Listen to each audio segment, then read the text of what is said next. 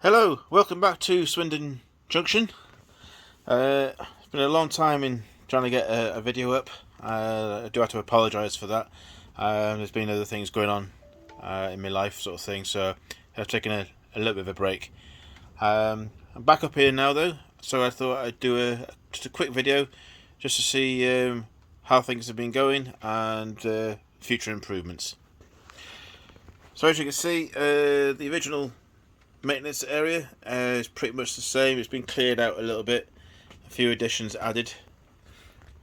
Started putting in some of the control boxes and the conduits. So I'm putting those down, and this will shortly be getting gravelled at some point in time. Obviously it's all linked up to the other one across the way. And this area, which was basically just a void, I've now made that into a bit of a sort of a hill area, which links on to the tunnel. This bit basically, this level here is going to be for a third level that's going to go along around the back and at some point turn around and follow the other tracks around. So there'll be a couple of crossover bridges going in the future. So that's basically the height I need it to be. So there's a bit more work to do on here just to sort of build this back up a little bit more to try and get it to this level, which would be the running level across, and it gives me obviously the height gap for any of the trades going through this area. So that's in progress. Moving on to obviously the canal area. Obviously you see the aft bridge is in there. Obviously the front one, you've seen this probably from the last video, they're still in.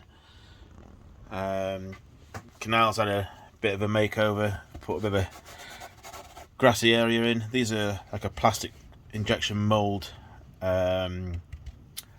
plastic sort of casing sort of thing. It's already had like static grass put on it.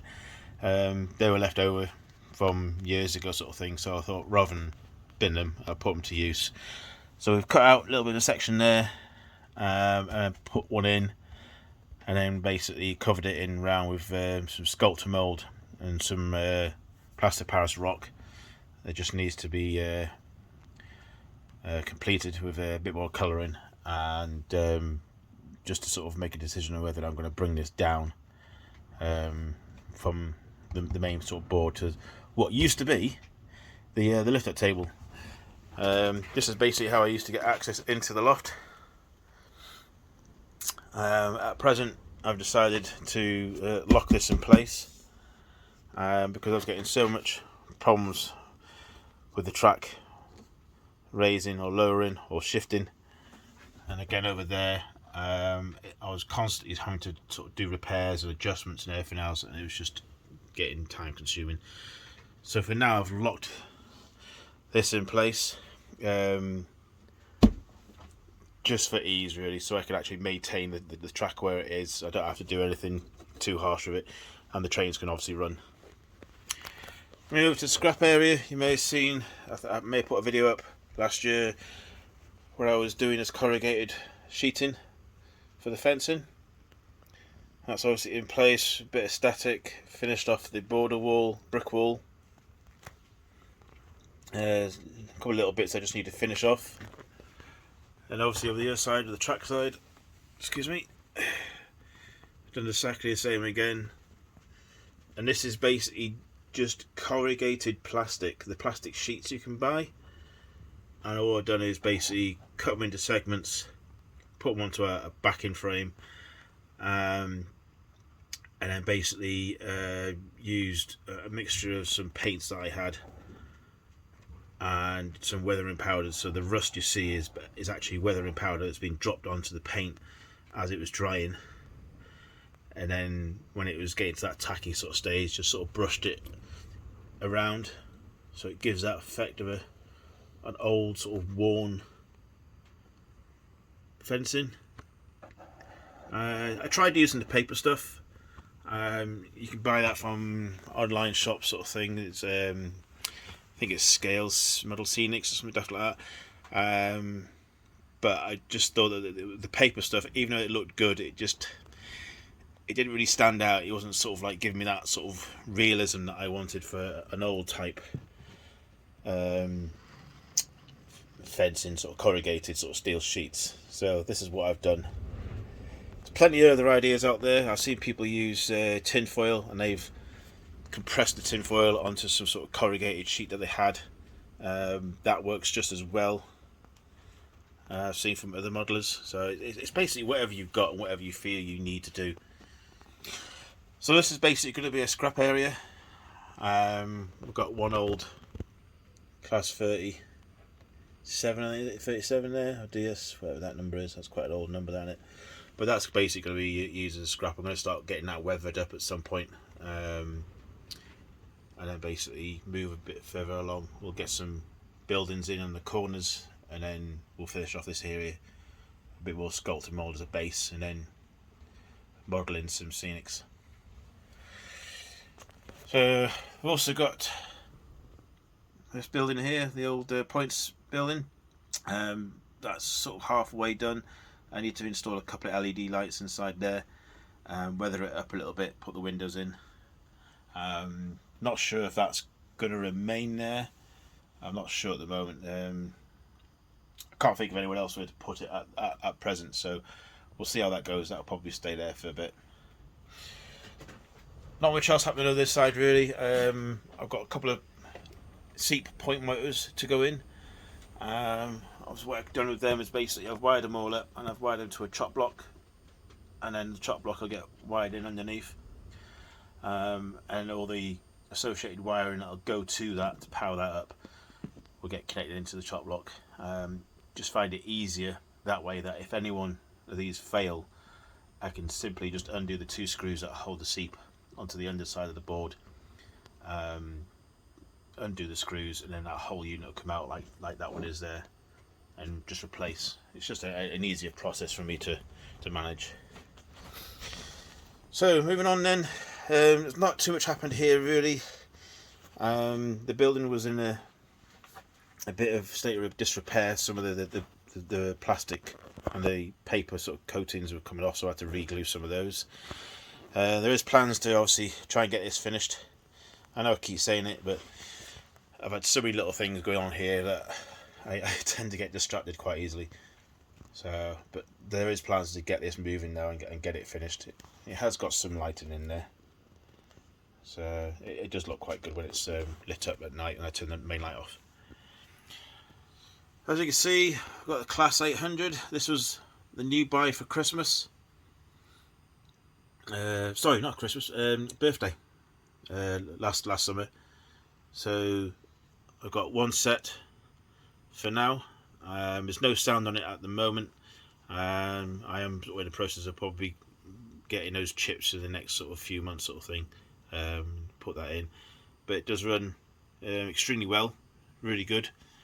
The attention to detail on it is quite good as well. It's probably one of the better ones I've got. Obviously 66, that's the second 66 that I've got. This one has sound, the other one doesn't as yet. But I usually use those for pulling the track cleaner around the track, just to give it a once over. So we've got the Class 57. Got some of the first Great Westerns, Class 50, excuse me, I forgot which one they are now. You just about to see on there. They are 150s. Yeah. The Class 150s. That seems to be running okay. My Scotsman is doing okay. It's had a bit of repair on it, and the sound is in there now. We basically used the Hornby sound chip, but I've removed the speaker that came with it, because obviously you couldn't fit it into the front part of this loco. So instead it's got a sugar cube speaker with its casing, and makes a hell of a difference. Really is different. It's such a better sound. So moving over to there, not much, exactly the same really. That upper level I'm just using as a temporary storage area, so all my tools, bits and pieces, electronic stuff, paper stuff, plastics, all that sort of stuff. I'm trying to sort of control all my spares a little bit better than what they were. So they're slowly moving over there, which means that basically this main building that I started a couple of years ago, it's still not finished. However, I have got the first set of lights installed up at the front, and obviously this maintenance track has all been put in place. Let's see if I can get a shot of it inside. Maybe able to, I'm not sure. There's some lights in there that you can see. There you go. So they're basically 1 watt LED lights. I think I have a pack here somewhere I can show you. There you go. So these were bought a while ago. They were from this seller on eBay. I haven't been able to find them since, but I found an alternative sort of thing. So basically, going to use some more of these, and they're tiny little dome LEDs. Attach a resistor on it. So I got 1K resistor on each line. So there's 4 lines that go across, all wired. So the negative side is on this side, and it all comes to a central point here, and goes down. Basically, just the back of this bit here, through the board, and there's a chop block underneath, and then exactly the same to here. This will be the positive side. So 4 strings of 4 LEDs wired up into the positive side, and that again goes through the board onto a chock. So it's getting there. It looks quite good, I think, anyway. We've just got obviously the rear part of the building to finish off, but I think it gives just enough light, sort of thing. The only thing I need to do is, obviously there's quite a lot of light bleed through the side of the building, so internally I'm going to paint that black and then overcoat it with a grey coating, just to sort of give it a better effect. And then obviously there's going to be areas where I put some doors in and some windows. That's the next part of the project on this. The track is all lined in at the moment. It's about 80% lined up. Just waiting on a few of the curve points to come in to get those two aligned and connected. We've got this line which is connected. I have given it a run because that basically connects through there and goes around the back of the fuel depot and onto the main line. Fuel depot, again, what I tried to do is put an LED light in, so you can just see, I mean, you can see how small this LED light is, and then wire it in such a way that it's not too sort of obvious. The wire goes underneath again into a chop block. All put in with a 1K ohm resistor, just so we don't end up blowing them, because they're only about, I think it's about 3 volts. I think they can take. And those are going to be these tiny LEDs. They're pre-wired again from the same person. So I'm hoping that if he's still available on eBay, I might give him an email and say, look, you still selling stuff? Otherwise you've got to buy these from China, and I think it's a pain in the arse having to wait 3-4 weeks just for stuff to arrive. So these ones, the next bit I'm going to do then is basically these 4 I'm going to put on to the front of the building, so it'll be going here and there.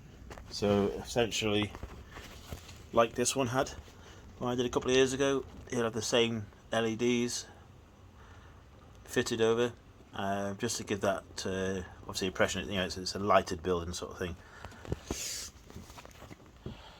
So not much else really. Got this corner That corner just needs readjusting. Some trains like it, some of them don't. It tends to wobble. So I'm going to basically take those 3 pieces out, corner bits of track out, and put in a couple of rows of flexi track that I can actually conform to the corner and basically make it a little bit more operational. There's a couple of carriages that for some reason don't like going around that corner, even though it's quite a wide radius sort of thing. They tend to wobble, and then obviously one of the wheels loses its connection and then derails. So there's just a couple of things I need to do for that corner, and then once that's done, that area will start getting built up. Other than that, everything else is pretty much the same. Not much else I can really tell you at the moment. Other than that, I'm back up here now, getting some more work done, and hopefully this summer we'll have a more completed Swindon station, and hopefully this large maintenance shed will be a little bit more sort of functional and able to use on future videos sort of thing. We've got some last bits to buy in to cover the bottom end. Okay, so what I'll do then is I'll leave you with a short running session just at the end of this video, just to see how things are running. If you've got any comments or tips, please do add them to the comment section below, and enjoy the video. Okay, catch you again. See yous.